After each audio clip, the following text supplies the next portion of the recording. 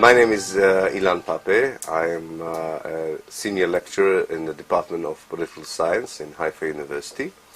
I was born in Haifa. I lived most of my life here, and I have written several books on the history of the conflict, and particularly on the history of the 1948 war. I started to be interested in Middle Eastern history in general as an undergraduate in Haifa University. And through my BA studies in the mid-1970s, I met quite a lot of Palestinian students, and from them, for the first time, I think I heard that there's another perspective of the history of Palestine altogether. And that really pushed me towards doing some more focused research as part of my academic career. And I decided to go and do it outside of Israel in order to have a perspective from outside the country. And I went to England. I went to the University of Oxford, where I did a PhD, a doctoral thesis, with an Arab supervisor. One of them was Albert Khurani, the late Albert Khurani, and another excellent supervisor, Roger Owen, who today is the director of the Center for Middle Eastern Studies in Harvard University. And through them, I also started to have a more neutral, I would say, approach to the conflict. And in Oxford, I met even more Palestinian students and colleagues. In a way, Palestinians who were more liberated to speak about their own perspective compared to those I met at the Haifa University. And I met several Palestinian scholars, among them Edward Said and others. I began to form an idea that something of what I knew was wrong, and something of what I knew wasn't there even. And that I needed to go myself and look at the history of the place in order to establish my own position on the issue. And after consulting with my supervisors, we've decided that I would work on the 1948 history. And I started by looking at the British policy in 1948, because I thought they disliked both sides to such an extent that that would probably mean that they had a more neutral position than the others on the whole situation. In fact, when I started looking at the archives, and I should say that both in Israel and in Britain, there are regulations about declassifying material. And every 30 years, the archives are declassified, are opened, which means that the archives of 1948 were open to the public, both in Israel and in Britain, and later on even in the United States, in around 1978. So when I started working, I was one of the first ones to look at documents which had been inaccessible until that time to most of the scholarly community. And I thought I would be interested in the British policy, but the more I looked at the archives, the more I was drawn into the story of 48 itself rather than to the story of the British policy. I did finish a dissertation on the British policy, which became my first book, but I really was not that interested anymore in the British policy. I suddenly realized that there was a story there of 1948, which is the formative story of both Palestinians and Israelis, which is the basis for the conflict between Israelis and Palestinians, and that as an educated Israeli who had already 1 degree from university, I knew very little about what happened in the most important year in our country's history.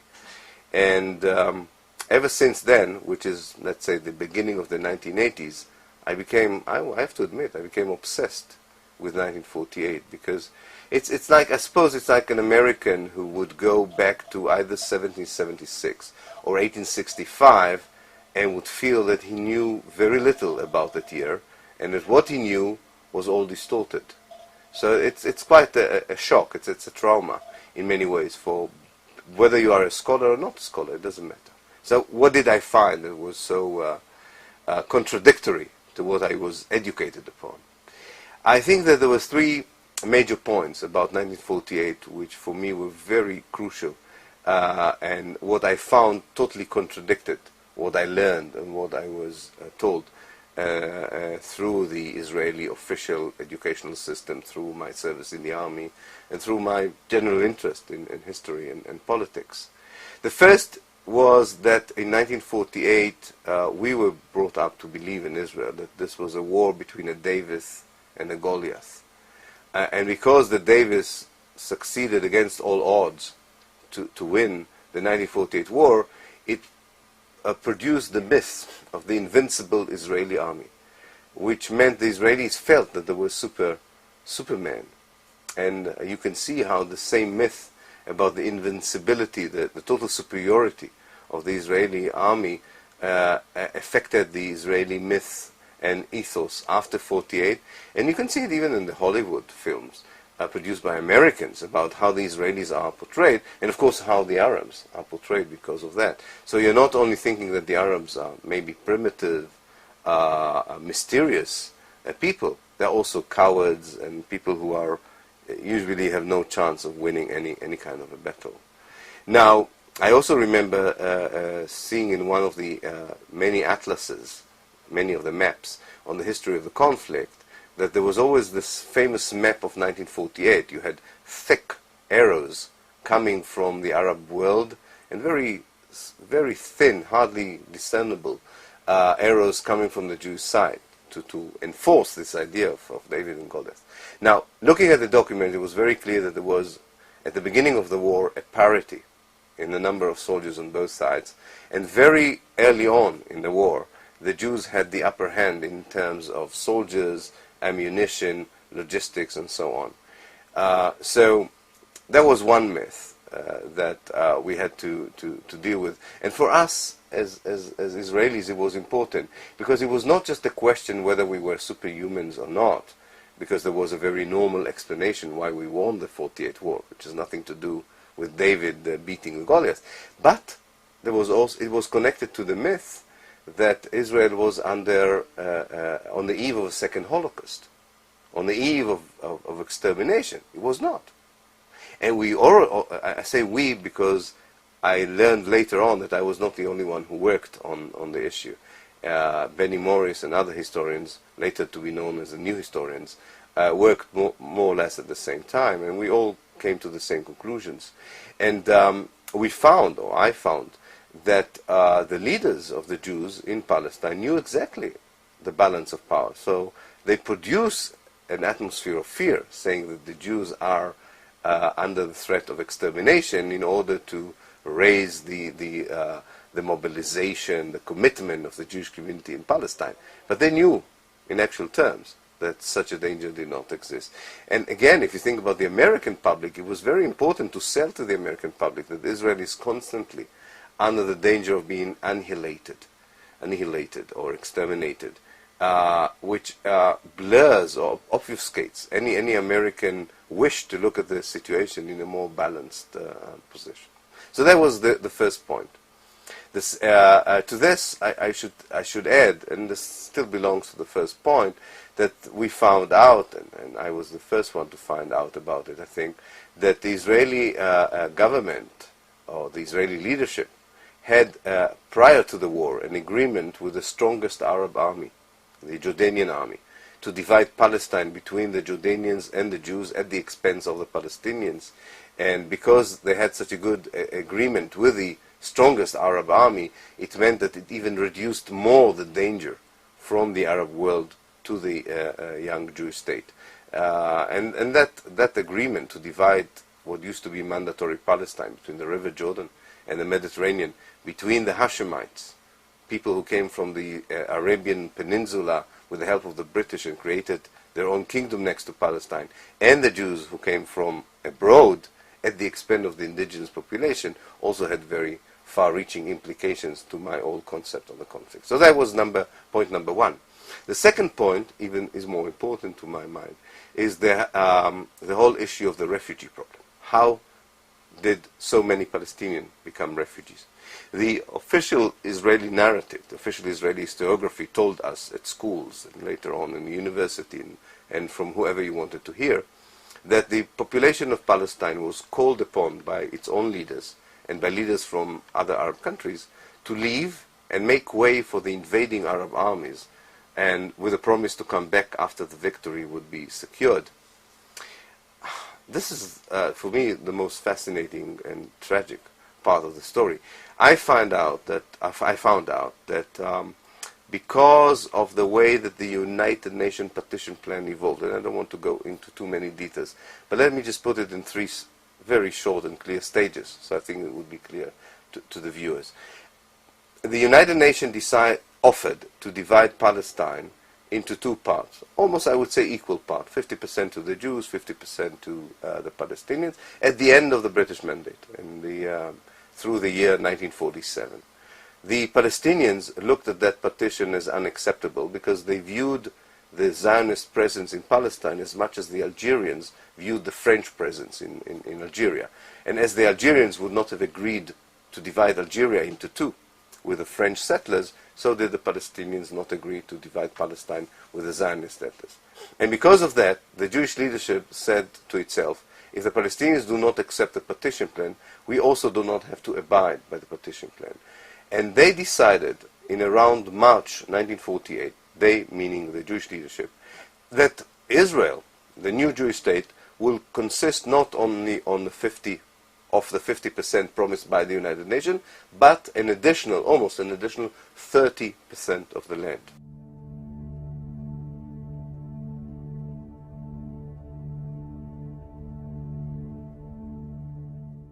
That is to say, 80% of Palestine, according to the Jewish perception, was to be the state of Israel, even before the war of 1948.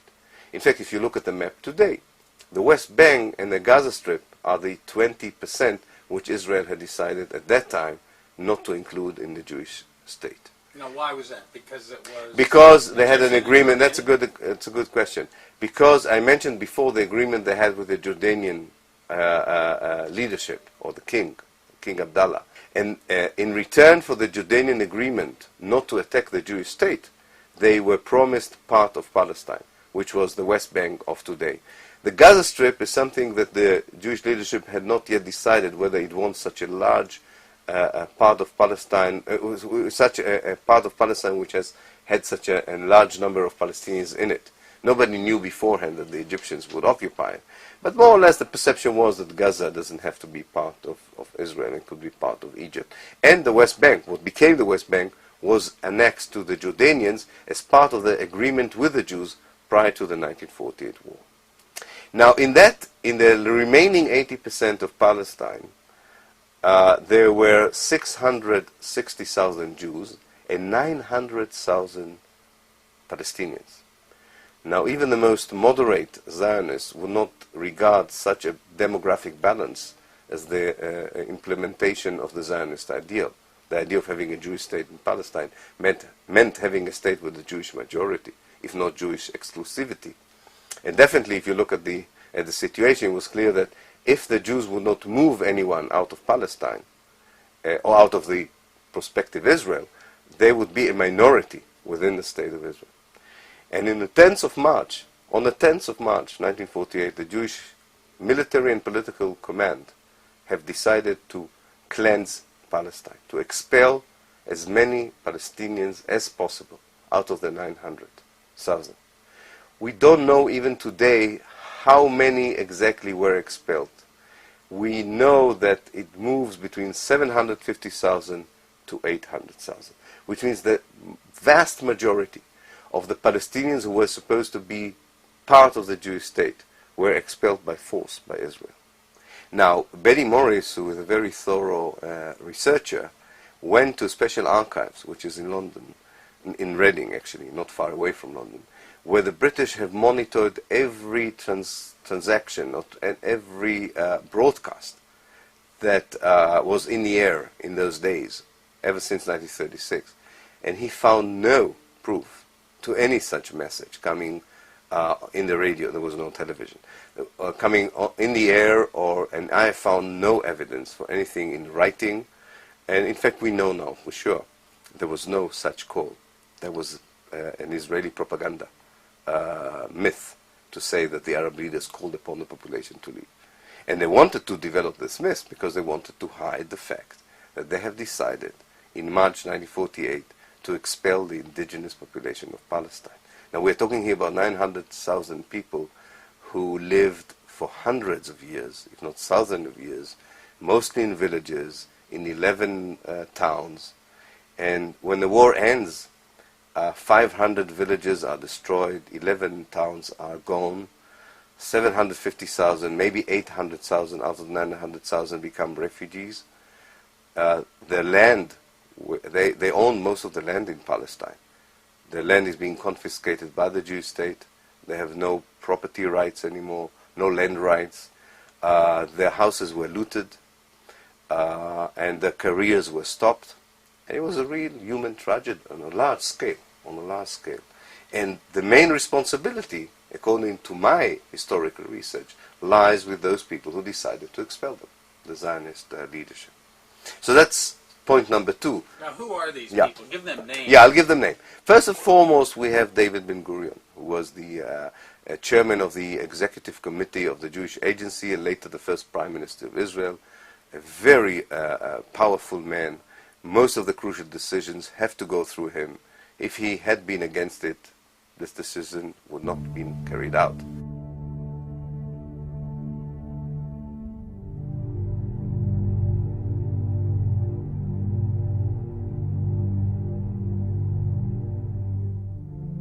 But he had people who supported him. Yigal Allon and Moshe Dayan.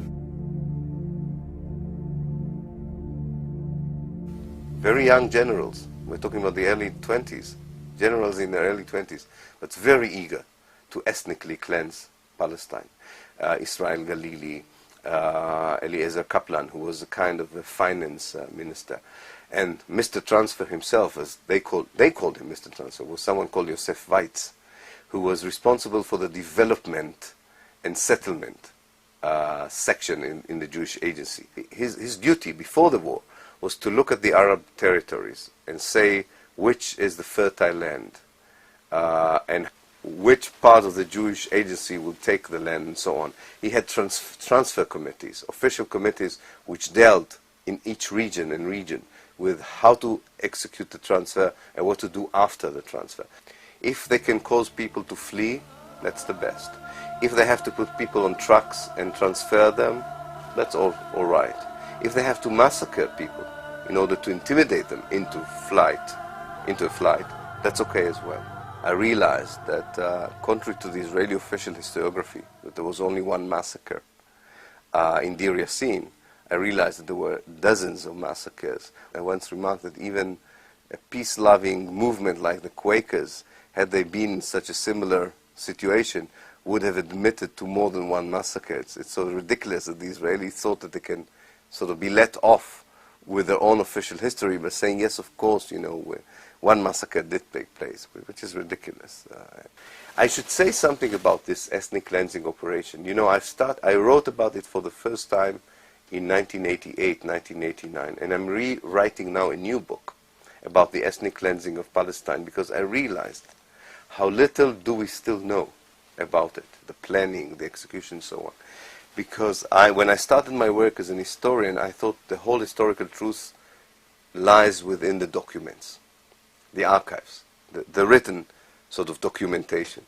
But then I realized the people who leave behind them documented evidence are the expellers only, those who were the victorious party.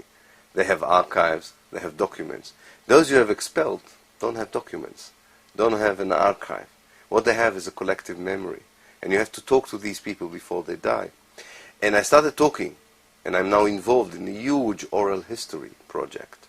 Very much like the Israeli government, and I'm glad they did it, were involved in a huge oral history project about what happened to the Jews in the Holocaust.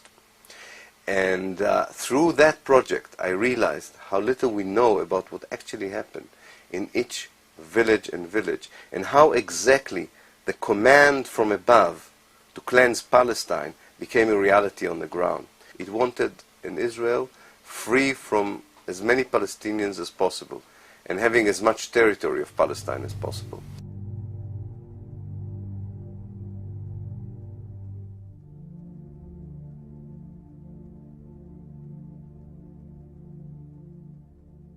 The third point, which is no less important, I think, than the other two, which contradicts the official historiography, the official narrative, is the whole story about the peace efforts after the 48 war. The Israeli official historiography is that the Israeli leaders, stretched their hand and waited for the Arab side to, to take the opportunity and conclude a peace treaty with Israel after the war of 1948. My own research found that actually it was the Arab side and the Palestinian side after 1948 that was willing to reach a compromise with Israel, according to United Nations guidelines, which were very simple: divide the land into two states, allow the Palestinian refugees to return to their homes, and you have to remember that most of the homes were still there in 48, and internationalize the city of Jerusalem. And in fact, the American administration at the time, President Truman's administration at the time, supported the Arab and Palestinian position, and even for a very short while exerted heavy pressure on Israel to accept what the Americans deemed at the time as a very sensible solution. And the Israelis refused to conclude a peace treaty under those terms. And then there was an election year in America, a different American administration, different American policy, and the opportunity for peace was missed, mainly because of the Israeli intransigence and extreme policies. So if I sort of lump together the 3 points of 1948, just to clarify it once more, I would say that the first myth, or the first point, has to do with the myth of Israel being on the eve of another Holocaust in 1948, because that would justify everything else Israel would do afterwards, in the war itself and after the war. Israel was not. And in fact, there was a chance for finding a different kind of a solution to the conflict in Palestine. But it was very useful for the Israeli government and later on for the Israeli cultural systems to produce this myth of Israel being on the eve of destruction. The second is that 48 war did produce the Palestinian refugee problem, not because the Palestinian refugees fled voluntarily from Palestine, but because they were ethnically cleansed from Palestine. And the third point was that there was a chance for peace after 1948, and not because the Palestinian and the Arab side were the inflexible and refused to enter such peace negotiations, but on the contrary, because the Israelis were very happy with the results of the war, and they didn't see any need to go into negotiations which might change their or harm the achievements they had gained during the war. So that was the major revelations about 48. And I have to say and repeat it was not only my work. It's the work of that group called the New Historians. We're not that many, but 3 or 4 Israeli historians who were working at the time, at the same time, on the same archives, reaching the same conclusions or portraying the same picture about the past.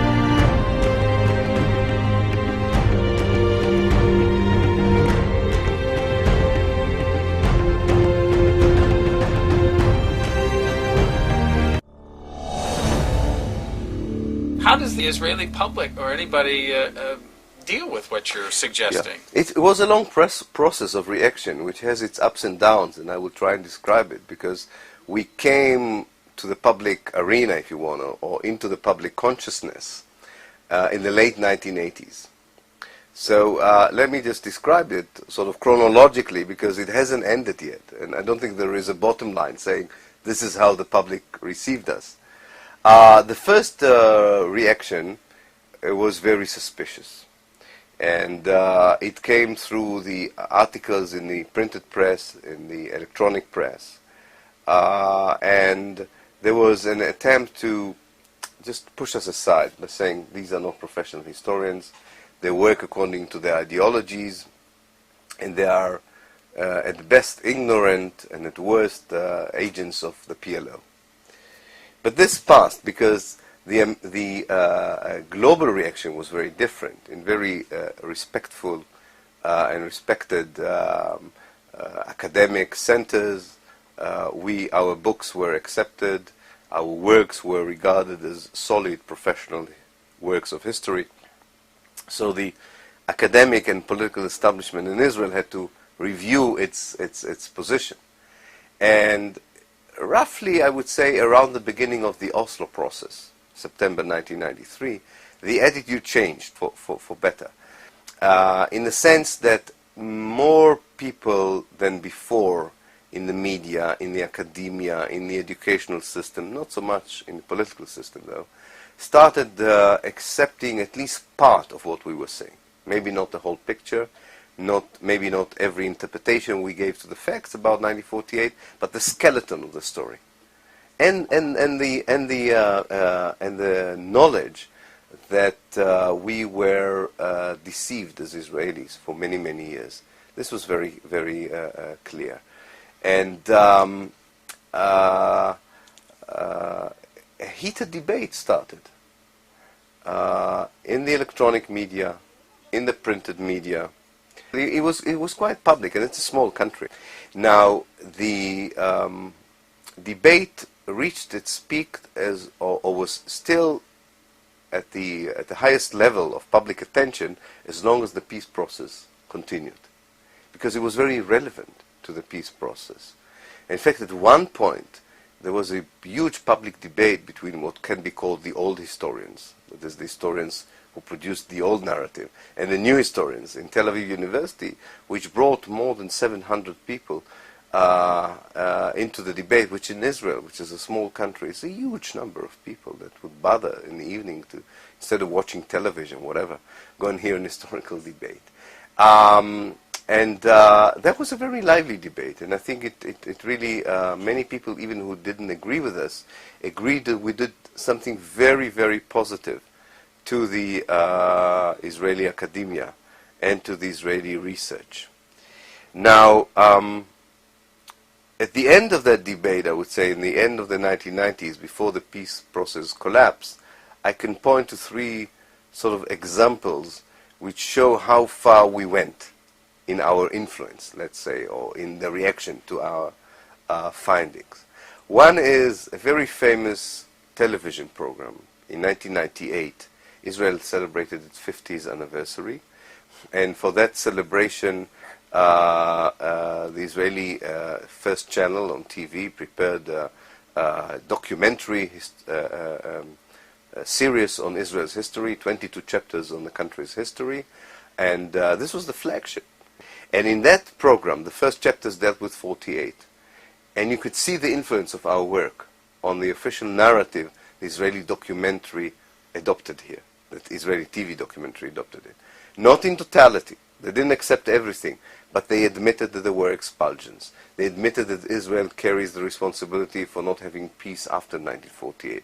They did deal with the myth that Israel was not alone, as it is portrayed in our school books before 48, and it was quite impressive. So that was one example. The second example were textbooks prepared in those years for the Israeli educational system, which, where I call it, were peppered with our ideas, meaning that substantially they have not changed, or fundamentally they have not changed. But here and there you could see reference in official textbooks for the Israeli school children that were a bit different from the official version. The third one is an interesting story. It has to do with the way that the politicians were using our work. And the Israeli delegation in the Oslo process, in the very beginning of the Oslo process, encountered a lot of problems of trust from the Palestinian side. The Palestinian delegation did not believe the Israelis that they have changed fundamentally their positions on the refugees. So the Israeli delegation produced our works to show them that, you see, there is a new intellectual trend in Israel, and definitely we're thinking differently. Interestingly, in the Camp David Accord in the summer of 2000, it were the Palestinians who produced our work to show the Israelis that they are retreating on their previous promises to go much further than they actually did in the summer of 2000. So let's say the year 1999, before the total collapse of the peace process, I could move around this university feeling that I have some influence on the educational system, maybe even on the political system, definitely on the scholarly community, and even the university treated me as persona grata, someone, I always say that in those years when there were delegations coming from abroad, either to contribute money or, to take interest in the university, I was always a welcome speaker in those events as far as the university public relations division is concerned. And I mention it because I want to show how the wheel has turned 180 degrees. Now came October 2000, the outbreak of the second uprising, the Intifada, a total change in the general Israeli public mood about peace, about the Palestinians. And the books that were prepared under the influence or inspiration of the new historians were taken out of the educational system.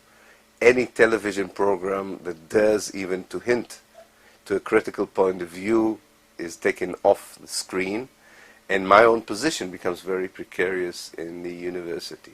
It became even worse because my main colleague in the group of new historians did a kind of a mea culpa, Benny Morris, and he said that he was wrong to accuse Israel of war crimes or doing something wrong in 48. In fact, Israel had the right to transfer the Palestinians and has the right to do it again should it feel threatened. So I was, and I think the net result of that reversal of public opinion was that my own university tried to expel me and did not succeed.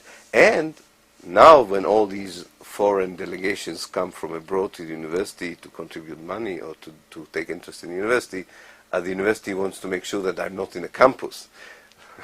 5 years ago they were looking desperately to find me, that I could talk to these people and show the pluralism of the university. Now they want to hide me because I embarrassed them with my positions and ideas. So it shows you that there is a kind of ups and downs. I think the beginning was very suspicious, very hostile. Then there was a period of opening, and in a way it's like the Israeli public was opening the new book that I was offering, I and others were offering them, looked at the book and were terrified with what it meant for them. Because so many of them felt, wrongly by the way I think, but they felt that if I'm right, they have serious doubts about their moral right to be here. And I think that's what really terrifies them. They don't want to deal with it. They rather want to go back to their own idea of morality, which is if you are powerful and strong, then you're also morally right. If I succeeded in expelling someone, it means he was wrong. I don't want to go into the question whether what does it mean, this expulsion? What does it mean that the victims of the Germans were victimizing others? What does it mean that the survivors of the Holocaust were creating such a terrible catastrophe for the Palestinian people? They don't want to deal with these questions. I feel that they will. Well, we'll probably talk about it a bit later, but I feel they have to deal with it. How do your students react over this whole period? Give me a little bit of their reaction Good. then and how that changed. Good. It hasn't changed that much, but there's a difference between two groups of students.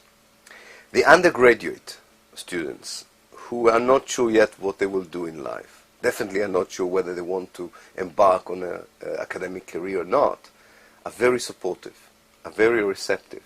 Most of them, of course, didn't live through the 48 period.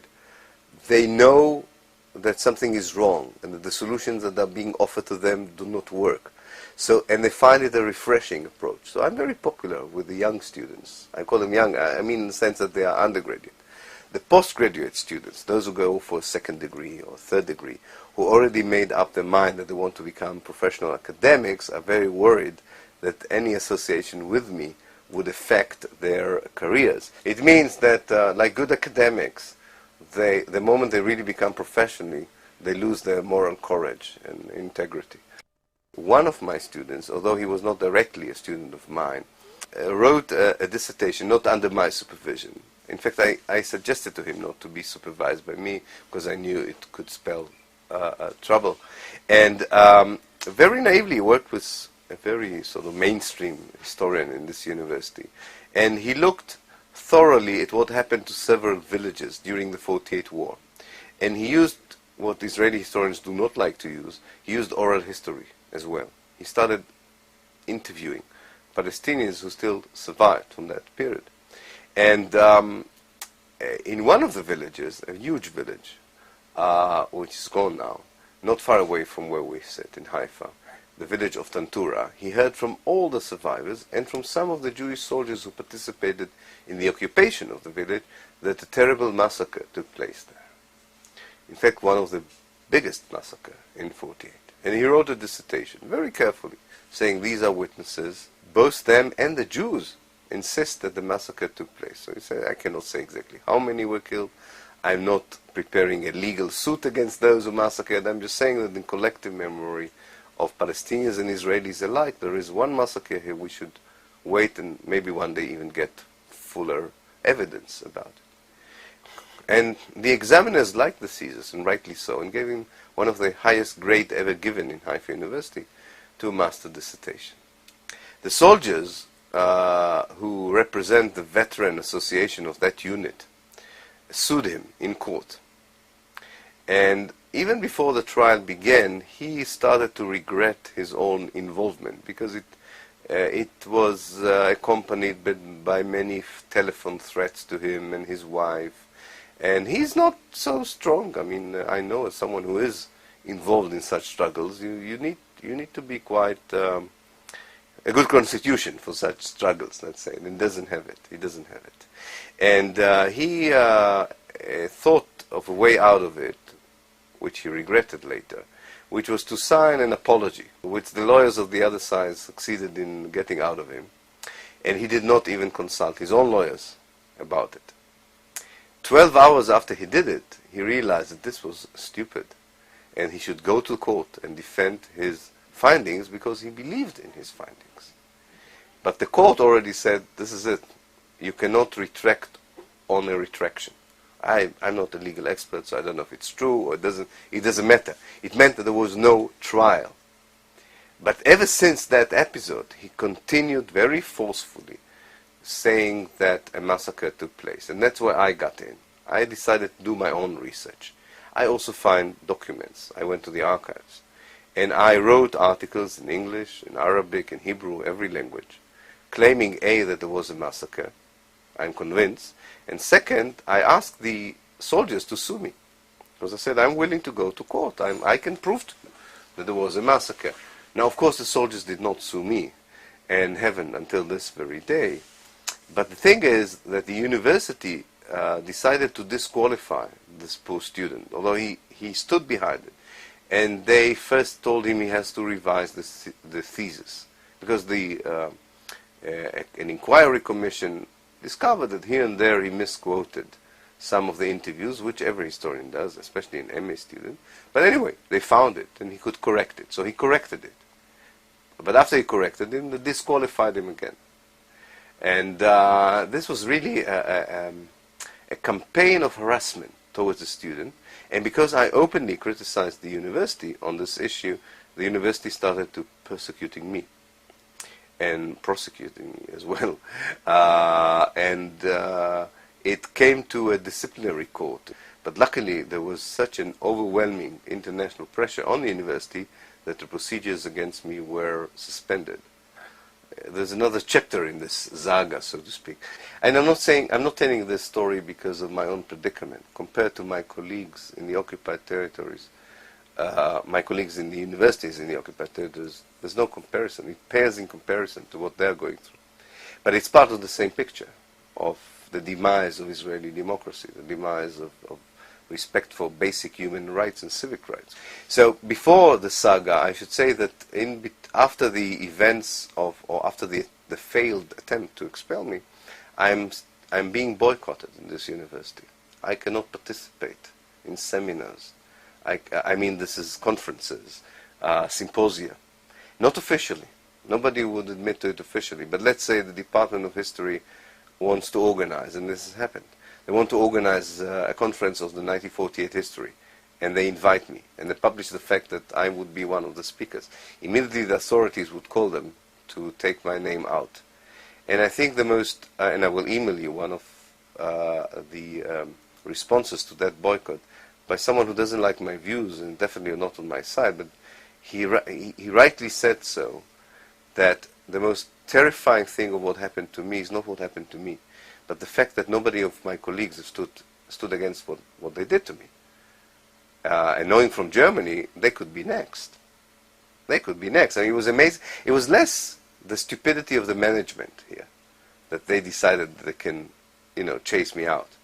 It is the fact that you have 600 university lecturers, and not one of them came out and said, come on, you can't do this. You may not like his views, but you cannot, not in a normal university. You don't do this, and then you claim that Israel is the only democracy in the Middle East. You can't do this. And anyway, they have, and it goes on. I wanted to break the boycott, so I organized the conference, and I decided to ignore the messages I got from above, that no, you cannot have a conference in university, you are barred from having conferences. I went to the administration and I booked a room. Now, as you know, universities, there is the different wings, and nobody knows what the other. I'm a lecturer. I ask for a room. I get a room. Okay. So I published the fact that I have a room and I'll have a conference. And the conference was about the historiography of the 1948 war. I get there with the speakers, and quite a large crowd, not too large. And there are 10 security people with pistols and walkie-talkies. And I went there with my wife, and the chief security officer in the university pushes me to a nearby room in front of my wife and my other colleagues. Was shocked. They'd never seen such a thing at Haifa University. He hands me a letter, a personal letter, from the president of the university, prohibiting me to have the conference because it's a severe breach of the of the university codex, which is ridiculous because the codex allows a lecturer to have a conference, and that I would not be allowed, and the room is blocked, and the security guard would make sure that I will not have the conference. And just before they pushed me into a room, the security officer informed the president in the walkie-talkie, we caught him. As if they've caught Osama ibn Laden, we caught him. He cannot have the conference. And then we reached the following agreement, that I would sit in the cafeteria with my guests, and provided I do not stand up, or not elevate myself, this would not be a conference. This would be a social gathering.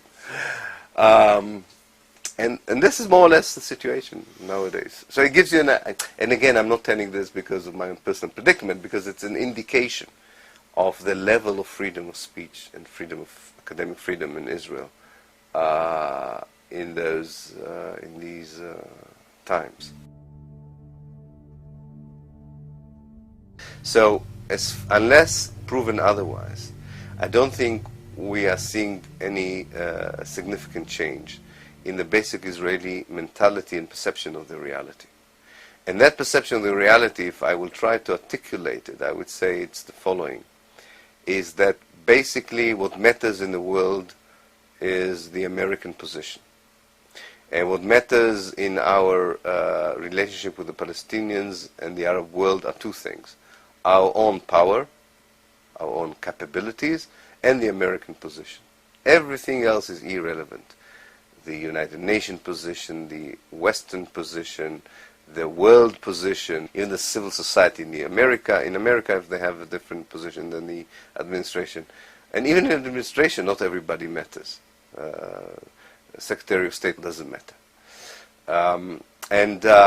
Because of that combination, that we are still very powerful militarily, and because the people who matter are behind us, the American administration, we in fact can do whatever we want in our relationship with the Palestinians.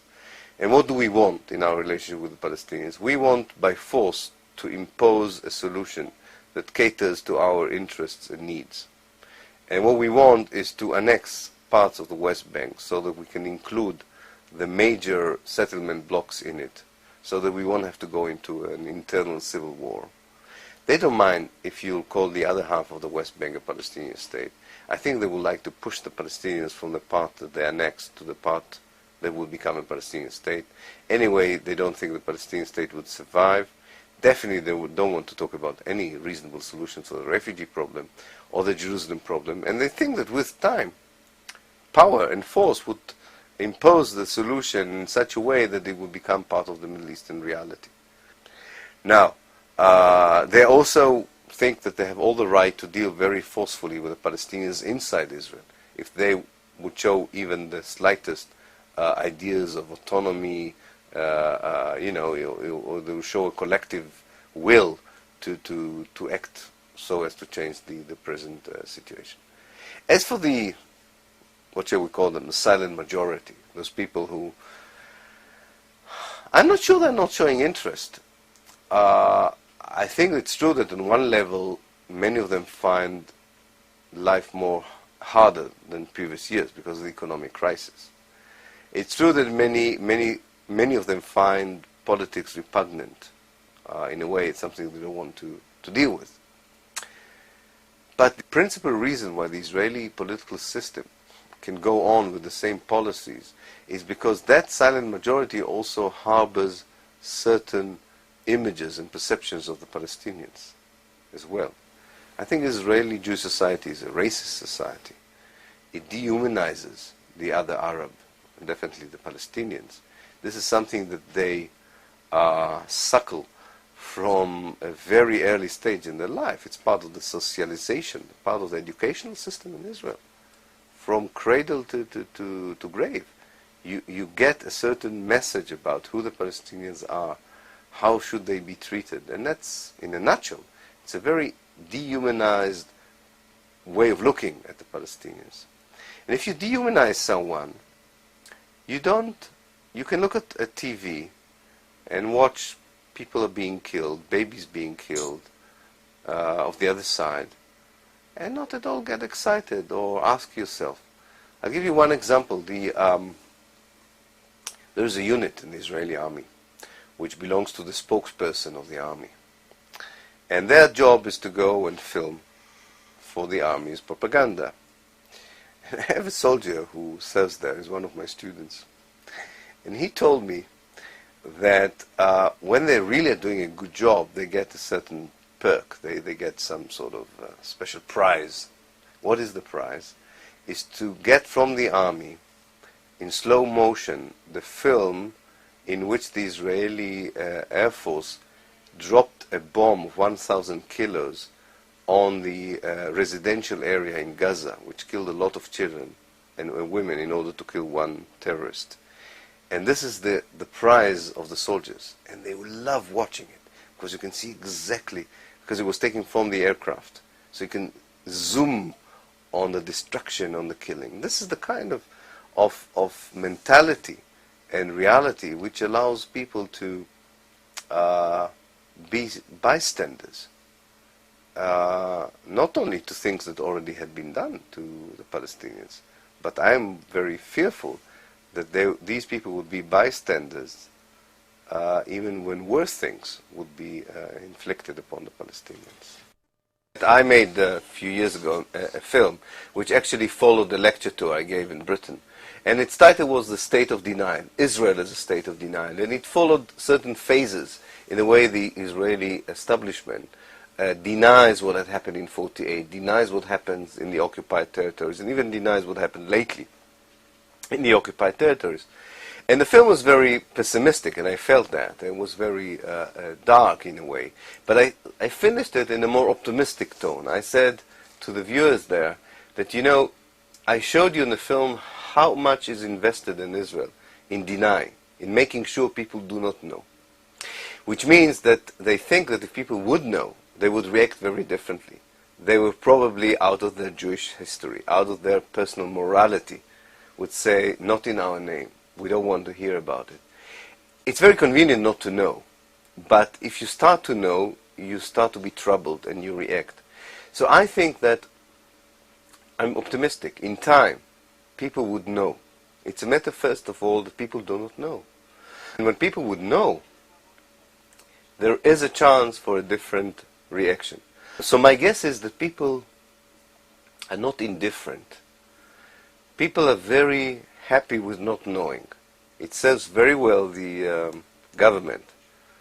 You know, they're trying now to put out of the television screen CNN and BBC World Service because they know how easy you can get here in Israel. Because they know how easy with zapping you can get it by mistake to CNN. And God knows, I mean, we know CNN, we know BBC World Service. It's not the pro-Palestinian television broadcast. But just even that terrifies them, that people would see it a little bit more neutral. It's tragic, it's discouraging, but on the other hand, it's very encouraging. Because it means that they know that the reality is so obvious now. What can justify 3-5 tanks going through a village and just destroying it, for whatever reason, and killing of children and women? Nothing. And they know it. So they'd rather not deal with the explanation, they'd rather not show the pictures. We have to understand, Israeli viewers see very little of what goes on in the occupied territories compared to viewers outside. And now that the Israelis have started killing journalists and intimidating the others, probably the world at large will see less what is going on inside. So coming back to your major question there about people being indifferent, I'm not sure they're being indifferent. I sort of give fine-tuning to that definition. They live in denial and are oblivious to what's happening because someone makes sure that they will remain in that situation. I think that exposing the reality for what it is something which eventually even start a movement of opposition inside Israel.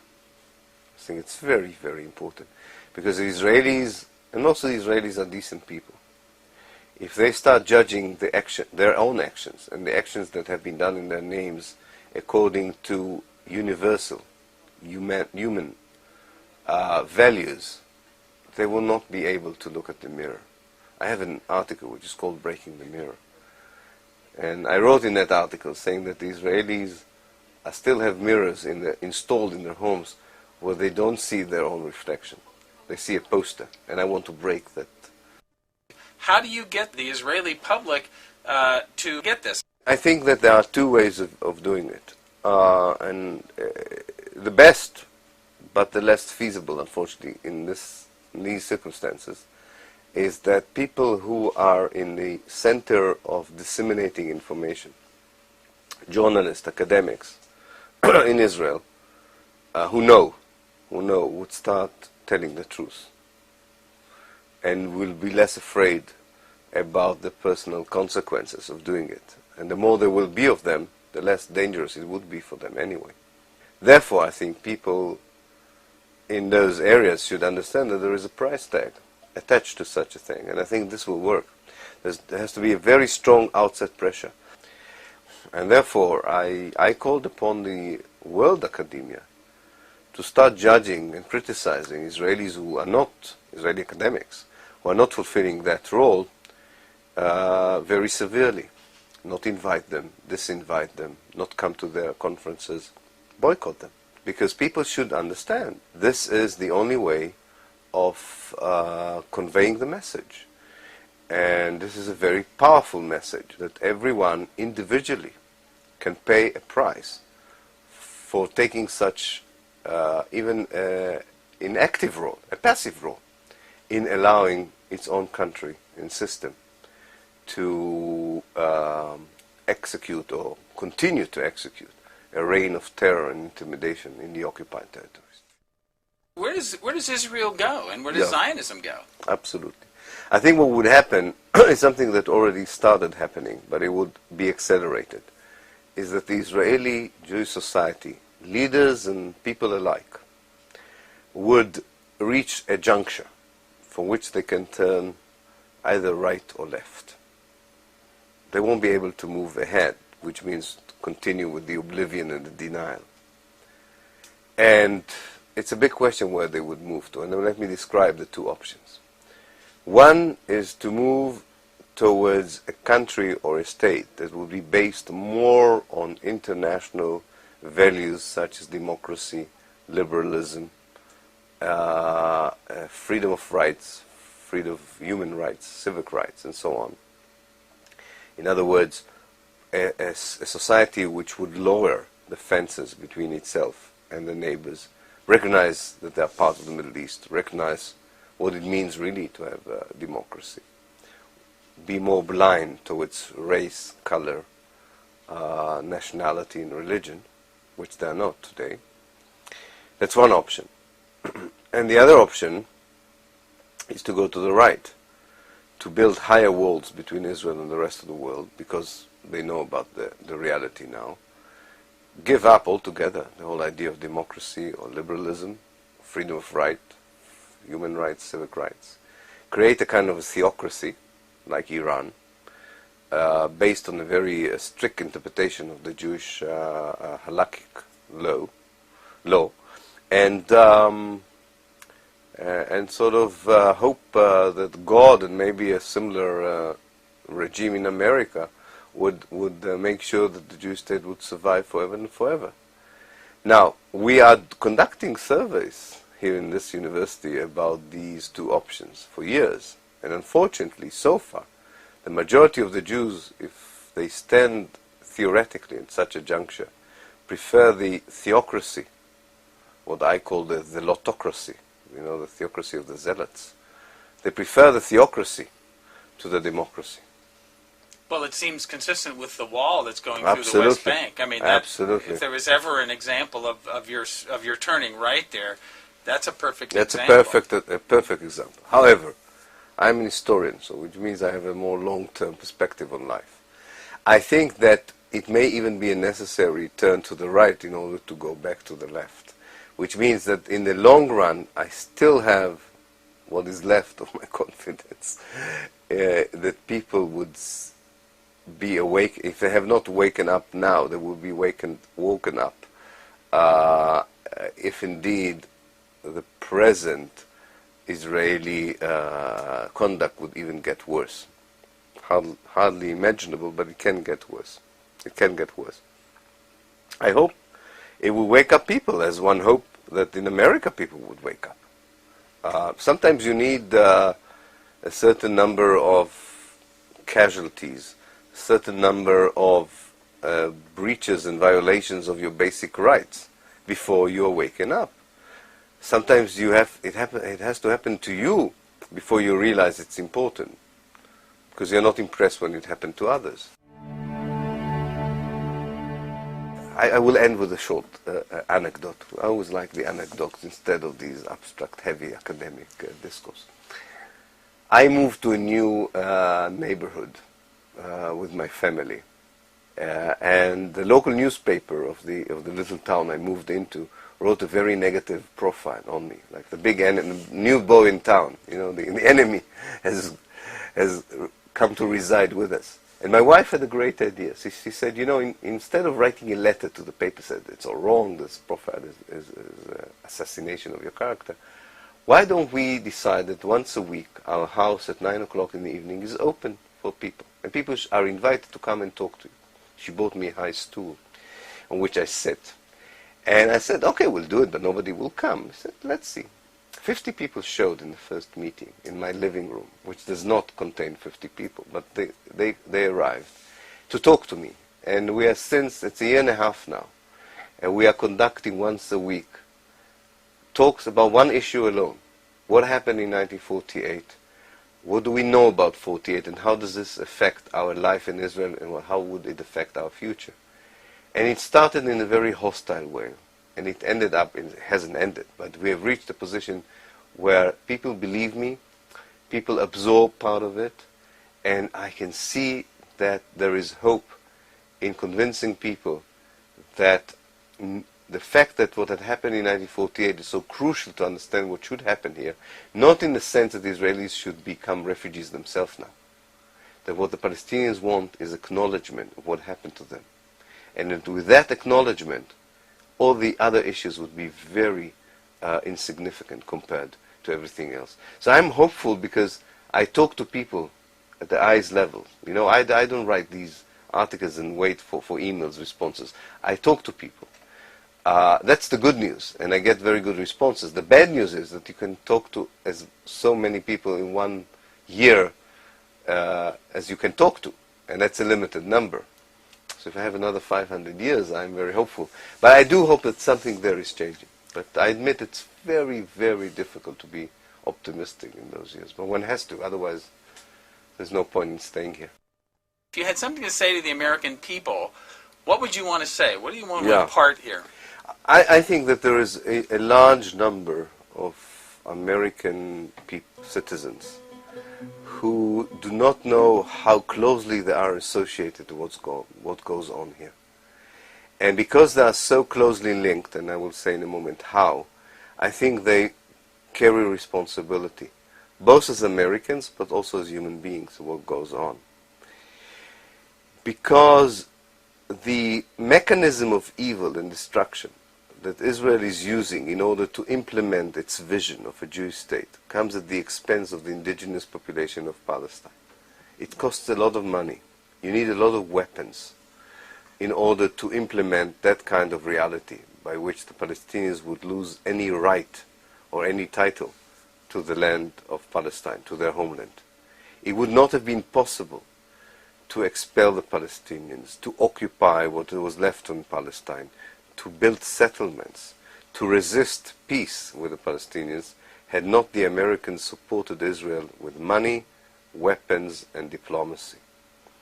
And it is the American politicians who are being elected that give the diplomatic supports. It's the American taxpayer who gives Israel the financial leverage to carry out its settlement policies in the West Bank and the occupied territories, to carry on a very cruel, probably the cruelest occupation we have nowadays in Palestine. So it's up to the American people to rethink whether in their name and with their money such things should be done. In the case of Palestine, it's a very evil chapter, I think, in the American involvement in global affairs, and Americans should think about it. On a human level, on a more human level, I've toured America, and I've come to places in Midwest and Mid-America. I talked to farmers, and I felt that the moment you face farmers, or people who have small businesses, people who know how difficult it is to go through life, and made something out of life. The moment you explain to them that this basic elementary right is denied to Palestinians, and had been denied to Palestinians ever since 1948, and most of them were farmers, I think you find how people sympathize, how people immediately sympathize with the Palestinian farmer that had been expelled in 1948, with the Palestinian shopkeeper who had been expelled in 1948, with the Palestinian student who has been denied from his university. And it's very clear that American citizens would understand who is the victim and who is the victimizers. And traditionally, they should go with the victim and not with the victimizer.